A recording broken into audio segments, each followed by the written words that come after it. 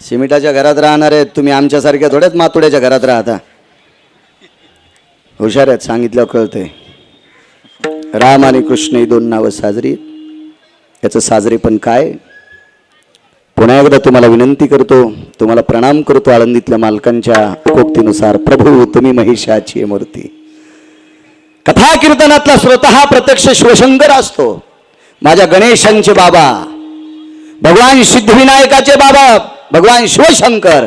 आळंदीतल्या मालकांनी कथा कीर्तनातल्या श्रोत्यांना शंकर रूपमा दिली तुम्हाला, म्हणून तुम्हाला प्रणाम करतो. तुमच्या दर्शनाचा योग भगवान सिद्धिविनायकाच्या कृपेने आदरणीय परमार्थिक क्षेत्रातील धर्मनिरपेक्ष तथा उद्योग क्षेत्रातलं एक नाविन्यपूर्ण रत्न मराठवाड्यातलं आदरणीय शंकररावजी पोवळे साहेब, भगवान सिद्धिविनायकाचे ते गौर भक्त आहेत.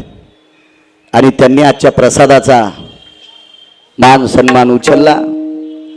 आजचा सिद्धिविनायकाचा अंगारक योगातला चतुर्थीचा आजचा प्रसाद करण्याचा मानस त्यांचा झाला. आणि त्या दिवशी प्रसाद आला. महाराज, एरवी जो आपण जेवतो का त्याला अन्न म्हणत असतात, आणि ज्या अन्नाच्या बाजूला भजन केलं जातं का त्याचा प्रसाद होत असतो.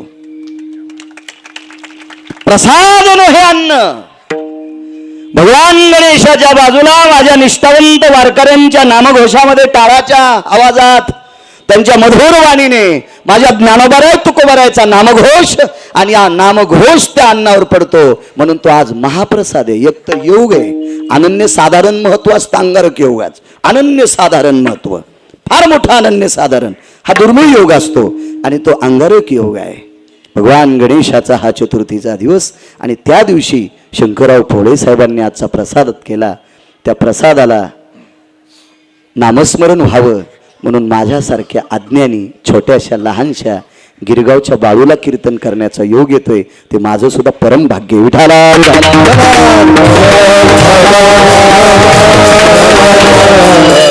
या मंदिराशी निगडीत मोठी मोठी रत्न आहेत.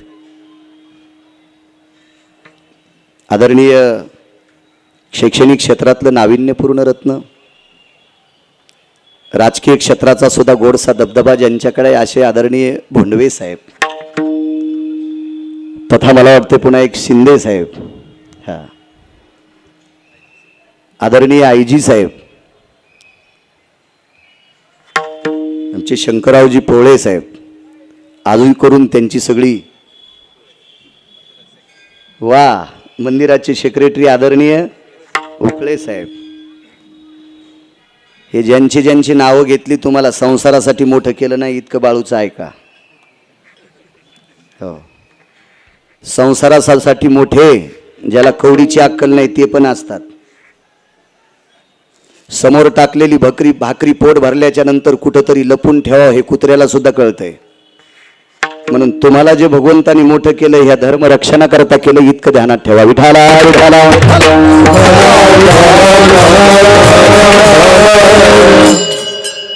उकळे साहेब, भोंडवे साहेब, शिंदे साहेब, पोवळे साहेब शैक्षणिक क्षेत्रातले हे नाविन्यपूर्ण रत्न आहेत. एक लक्षात घ्या वाक्य. शास्त्राच्या दृष्टीनं संतांचं एक मंदिर आहे, मग सगळी संत आले त्याच्यात. एक मंदिर संतांचं आहे प्रवीण बुवा, दुसरं मंदिर देवाचं आहे, मग सगळी देवता आले त्याच्यामध्ये. आणि जगात वेद शास्त्र पुराणाच्या मतानुसार तिसरं मंदिर आहे, ते मंदिर आहे विद्येचं. आणि त्या विद्येच्या मंदिरात तुम्ही गोडसं काम करता. या पवित्र महाराष्ट्राच्या मातीतील विद्यार्थ्यांना घडवून या देशाचे हिरे बनवण्याचं काम त्या शाळेतनं तुम्ही करता. तुमच्या त्याही कार्याला गिरगावकराचा प्रणाम. विठाला विठाला.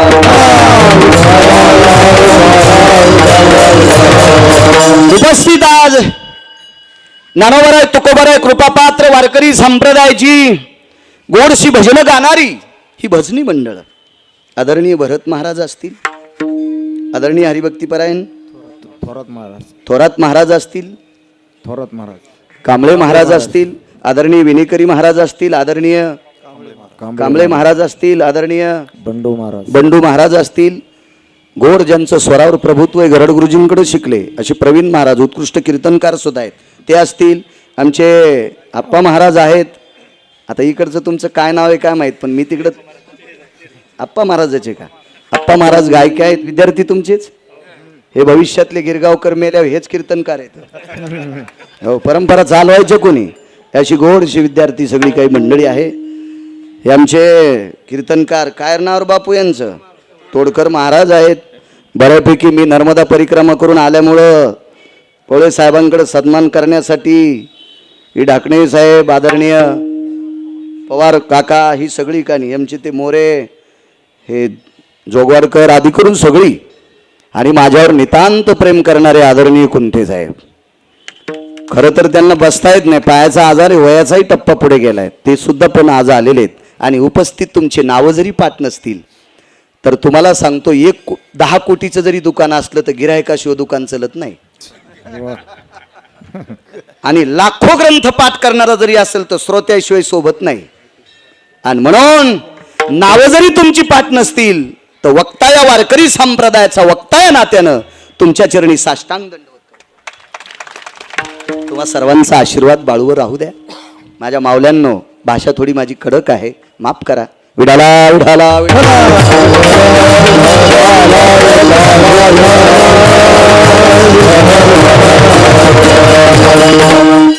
पुनश्च पोळे साहेब, तुमच्यामुळे या पवित्र अंगारक योग गणेश चतुर्थीच्या दिवशी सिद्धिविनायकाच्या समोर महाराज या विश्वातला आराध्य दैवत भगवान गणेश आहे. एक लक्षात घ्या सज्जनांनो, काही देवता काही वेळेला आमंत्रित केल्या जातात. काही देवता काही वेळेला आमंत्रित केल्या जातात. जगात अशी वेळच नाही की त्या वेळेला गणेश आमंत्रित करत नाहीत. एवढी मोठी ताकद गणेशात आहे.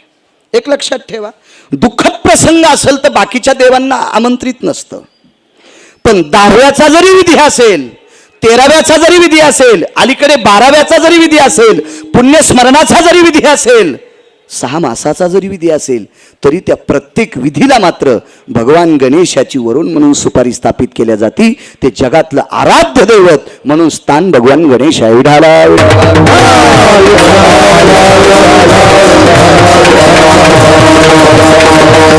पवित्र पर्वणीवर आज तुमच्या पुढे 2-4 शब्द परमार्थाचे बोलण्याचा योग येतोय. ते माझं परम भाग्य. रामकृष्ण नामातली ताकद किती मोठी, किती सोपा पुरुषार्थ आहे रामकृष्ण नामातला. किती सोपा पुरुषार्थ, किती सोपा. काही अडचणीत जायची गरज नाही. एक सांगू का तुम्हाला, एक जणांनी सांगितलं मला श्लोक वाचायचे, त्याला 4 स्वर आले पाहिजे. संस्कृत वाचायची ना पोळे साहेब, त्याला 4 स्वर आले पाहिजे. ज्याला काही स्वर नाही का, त्यानं संस्कृतच्या नादी लागायचं नाही. मुकट हरी हरी म्हणी जाय, ताण घेऊ नको. चला, संस्कृत म्हणायची असेल, वाचायची असेल तर रस्व दीर्घ चुकता कामा नाही. रस्व जर दीर्घ जर चुकलं तर त्याचं तुम्हाला पुण्य लागत नाही. मंत्र चळे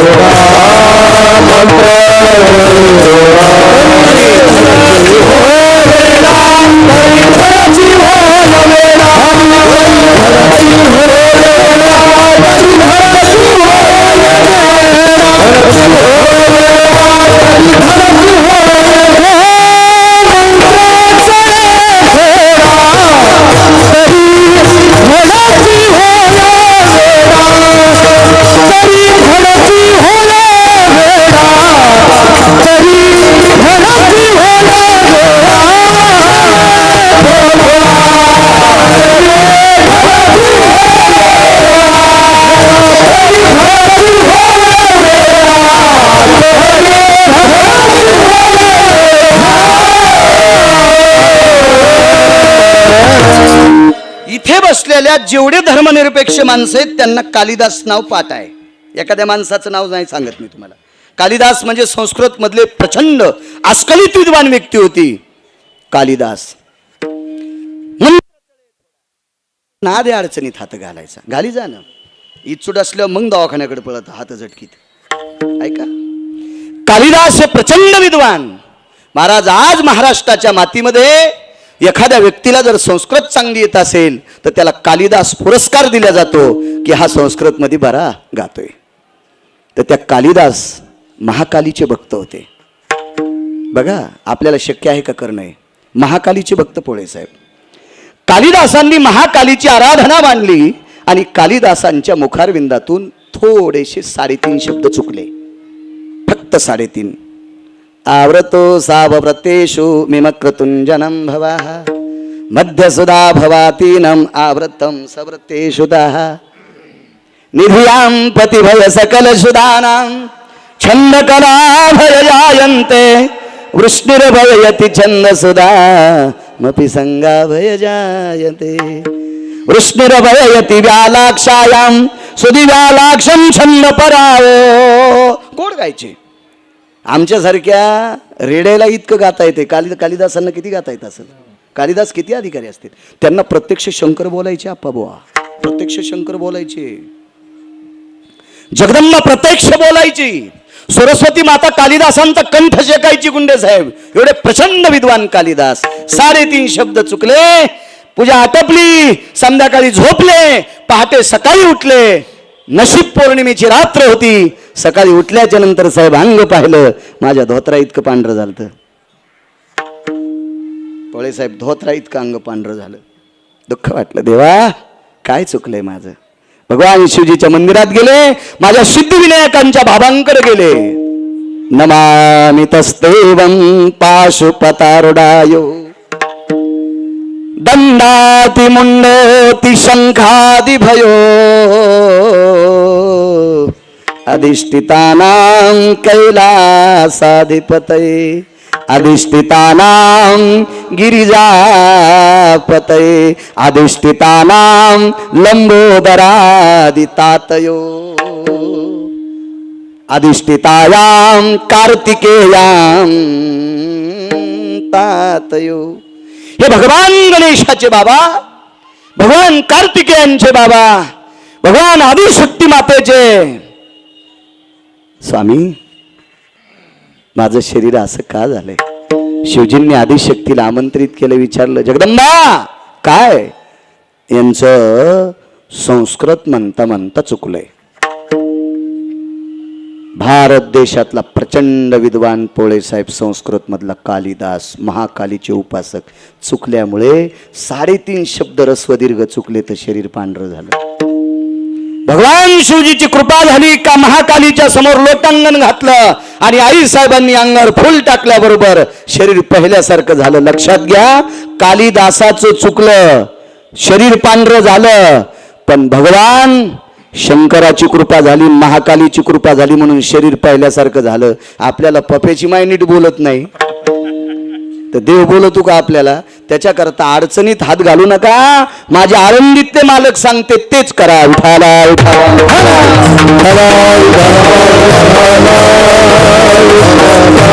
काय ताकद रामकृष्ण नामामध्ये. किती मोठा पुरुषार्थ आहे. एका व्यक्तीने प्रश्न केला, रामकृष्ण नामाचं भजन कोणी करायचं? मालकांनी सांगितलं, सकळासी येथे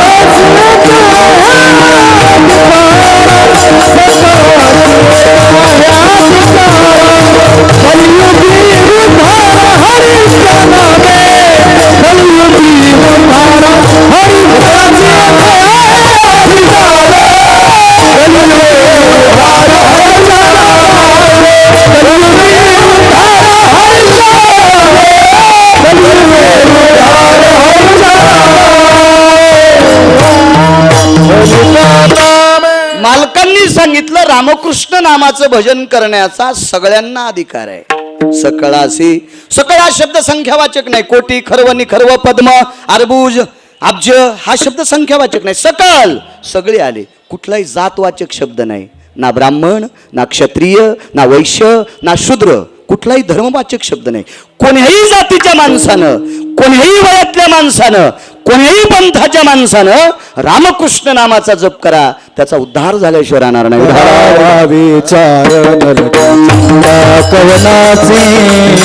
करावा विचार लगे चिंता कवनाची,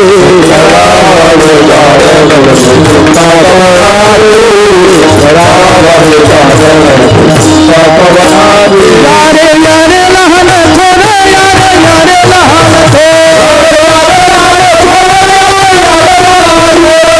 भलच्या नारी नर, याती भलच्या नारी नर, विचार लगे चिंता कवनाची,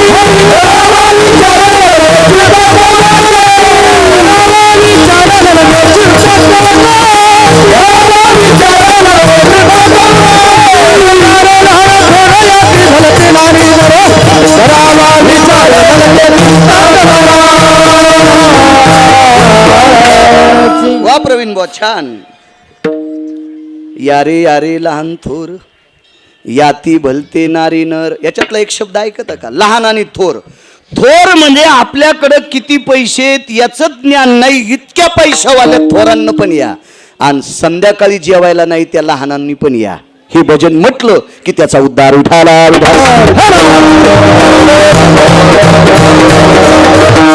छोट्याशा उद्योगातले आमचे सोपानराव बिडवे सुद्धा आले, त्यांना सुद्धा धन्यवाद. काय नामात ताकद आहे महाराज, याच्या पडका प्रवीण भाऊ अजून एक पुरावा आहे. पण असू द्या, मी पण म्हणत नाही, तुम्ही पण राहू द्या. पाठ असला तर म्हणा. भजन करण्यासाठी नुसती स्त्रीनं पुरुषांनी करावा असं नाही. चांडाळादी येऊनी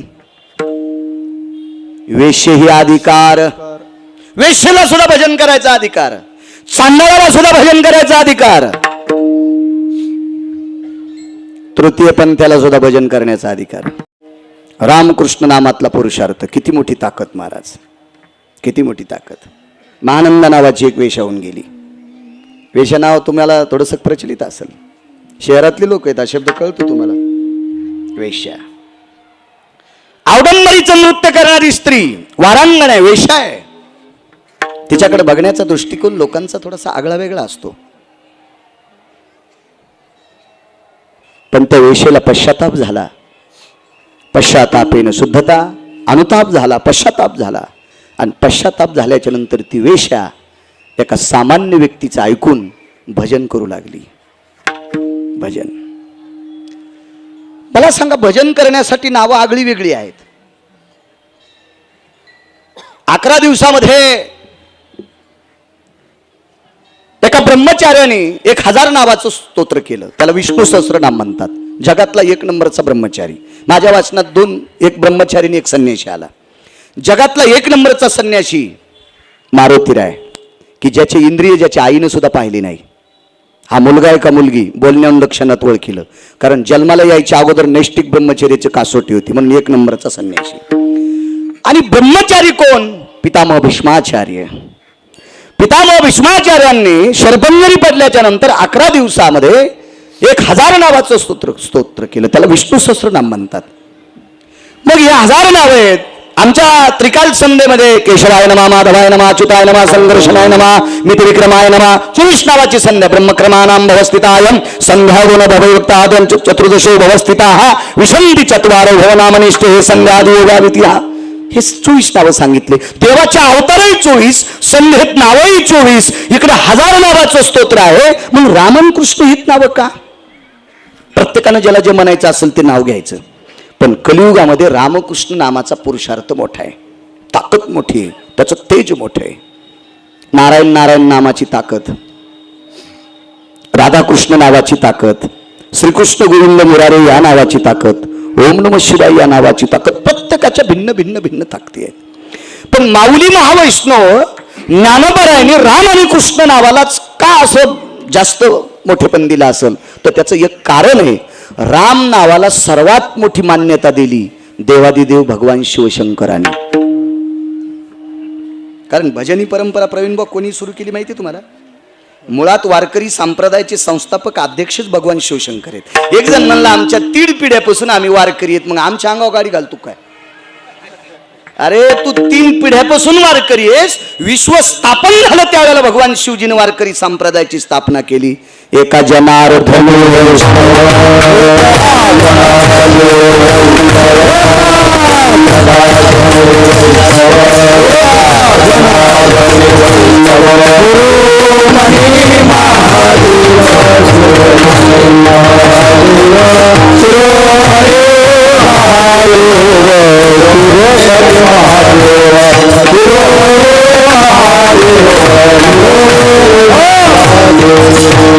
भगवान शिवजीने या संप्रदायाची स्थापना केली. भजन परंपरा त्यांच्याकडे आहे. सुरनर किन्नर नारद तुंबर गाते निरंतर रे, सुरनर किन्नर नारद तुंबर गाते निरंतर रे, माधवा मुरली मनोहर रे, माधवा मुरली मनोहर रे, माधवा मुरली मनोहर रे. सूर नर किन्नर नारद तुंबर गाती निरंतर रे.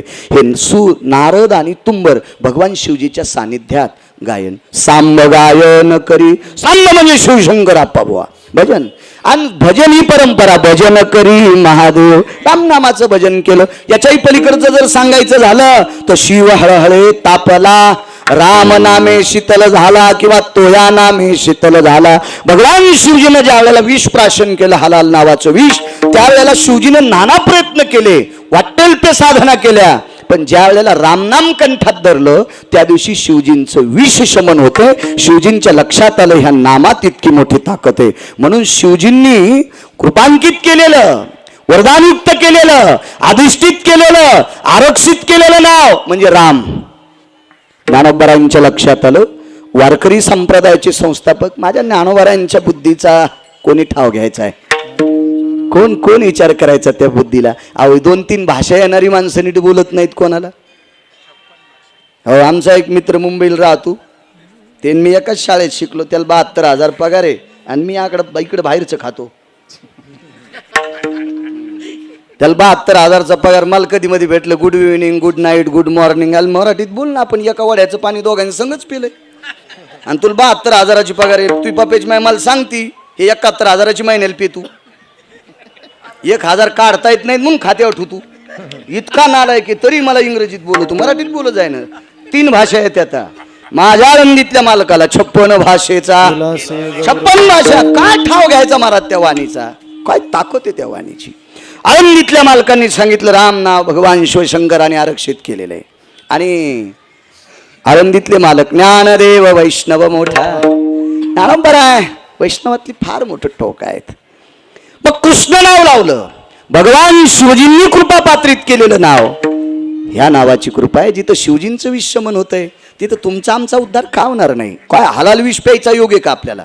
हलाल विष आपल्याकडे कशाला येईल? ते एवढं विषारी. हा आपल्या विषात इतका बट्ट्या बोळे. हो 4-4 बाऱ्या तूर फवारून आळ्या मरणत. हलाल विष साधं आहे का? हलाल विषामध्ये एक टाचण बुडवायची. कुंटे साहेब टाचण टाचण त्या कागदाला लावतो ती टाचण, आणि ती टाचण एका झाडाला टोचायची. सकाळच्याला झाडाचा बुक्का. पवळे साहेब सकाळच्याला झाड राख होऊन जाती राख. इतकी हलाल नावाच्या विषात ताकद आहे. आणि ठास ठास पिऊन टाकलं सगळं. ते काय सामान काय असेल ती ताकद, ती राम नामाने शीतल झाली. म्हणून रामाने कृष्णही 2 नाव आरक्षित केले. महानंदा नावाची वेश्या, पुण्या आलो इथपर्यंत आलतो मी. वेश्या आहे, वारांगण आहे, नृत्यांगण आहे, सौंदर्याची खाण आहे. पौर्णिमेच्या रात्री महानंदा बाहेर जर निघली तर चंद्र ढगाच्या आडंगी जात होता. तिच्या दाताचा प्रकाश चंद्रा इतका पडत होता. किती सुंदर असेल ती. कुठंच मेकअप करीत नव्हती, ना भवाळ्या कापीत होती, कधीच नाही. तिनं भवाळ्या कापल्या नाही, लिपस्टिक लावली नाही, काहीच नाही, काहीच नाही, काहीच नाही. कसल्याही प्रकारची, कोण्या पार्लरमध्ये नाही, गौरीनं तोंड घासलं नाही, दगडानं घासलं नाही, कोण्या साबणानं नाही, कोणतंच केमिकल नाही, काहीच नाही, तरी तिच्या दाताचा प्रकाश पडत होता, इतकी सुंदर होती. आणि चैत्र महिन्यात दुपारी जर बाहेर निघली तर सूर्य लाजत होता, कारण तिच्या त्वचेच्या तेजाकडे बघून सूर्यनारायणाला वाटायचं आपल्या प्रकाशानं जर हिला घाम आला तर हिला त्रास होईल, इतकी तेजस्वी बाई. काय सुंदर असेल महाराज, काय सुंदर. जिच्या बघण्याकडे सूर्य लाजत होता, जिच्या दाताला चंद्र लाजत होता, ती किती सुंदर असेल. तर नालायकाची दृष्टी तिच्याकडे कशी असेल हे थोडं ध्यान करा ना तुम्ही. आणि तिच्या पायाशिवाय घुंगर होते. आता घुंगराच्या नादान काय काय ना 150 एकर फुकल्या. मला वाटतं ती घुंगर जरा ठोकर असते. मी काही पाहिले नाही पोळे साहेब, फक्त ऐकले. मला वाचायचा नाद आहे, पाहायचा नाद नाही. ते पाहिले असते तिकडे आलोच नसतो ना. ते घुंगर जरा ठोकर असते जरशे. त्याचा काय नाद असेल देव जाणे बाबा. एका व्यक्तीनं 600 ट्रक घातले. 600 ट्रक. मागच्या 19 वर्षापूर्वी तो ट्रकला गिरीस घालीत होता. त्याच्याकडे 600 ट्रक होते. नाव सांगत नाही. कमला सुंदरी नावाची भारतातली वेश्या. तिच्याकरता 600 ट्रक घातले आणि शेवटी तुमच्या टरकायला मग वंगण घालीत होता. कमला सुंदरी करता तर काय असेल महाराज, महानंदीचं रूप काय असेल. नभभयवती तेजति कांता निशापती भययनि सकल जयो दिनपती भययनि जायन्ते दंत पंगती यति भावाना दंत पंगती यति भावाना निडल भवयन सकल जनो निडल भवयन सकल जनो निडल भवयन सकल जनो.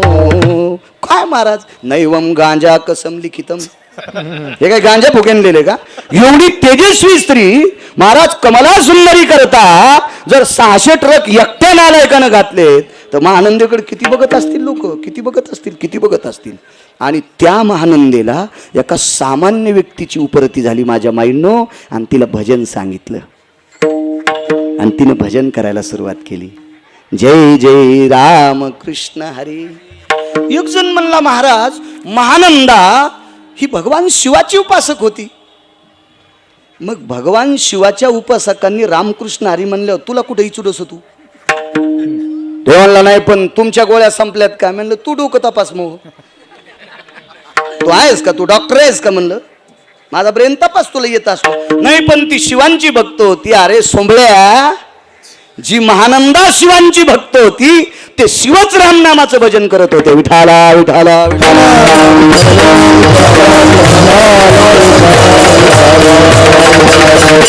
रामनामाचा प्रताप. प्रताप काय झाला माहिती त्या रामनामाचा? किती मोठा पुरुषार्थ रामनामाचा. ऐकता थोडस बो. आपण किती जणांना भजन केलं आपल्याला विमान येईल? इमानदारीने सांगा, तुम्हाला गिरगावच्या बाळ्याची शपथ आहे, पहाटच्याला बाळू मरू. किती भजन केलं आपल्याला विमान येईल? कोणतं येईन माहिती आहे का? हे टपराचं. याच्यात तू कुत्रे बसायले. तर आमच्या मित्रानं मलेशियाहून कुत्रा आणलं 1,18,000 1,18,000 मलेशियातून कुत्रा आणलं कुंडे साहेब. मला वाटतं त्याचं तिकीट काढावं लागतं, कारण मी अजून आणलंच नाही तर माहीत बी नाही ना. कुत्रे सुद्धा विमानात बसते. या विमानात नाही, त्या विमानात. ते विमान आलं, तिचं लागी विमान पाठविले. एकटी नाही, त्या महानंदेचे जीवनभर 2 मित्र होते, कोंबडा आणि माकड. संप्रदायात कोंबड निषेध सांगितलं, तरी पण जिच्या भजनामध्ये कोंबड नाचत होतं ते पवित्र झालं. संप्रदायामध्ये माकड चंचल सांगितलं, चंचल सांगितलं, अति चंचल. हो, पण तिच्या संप्रदायात तिचा चंचलपणा त्याच माकडाचा सुद्धा संपत आहे. आणि एका कुकुटाला आणि मरकटाला घेऊन ती विमानात गेली. हा रामनामाचा पुरुषार्थ. म्हणून मालक पहिल्या कडव्यात म्हणतात, हे रामकृष्ण नामे हे दोन्ही साजे. रामकृष्ण नामे हे दोन्ही साजे.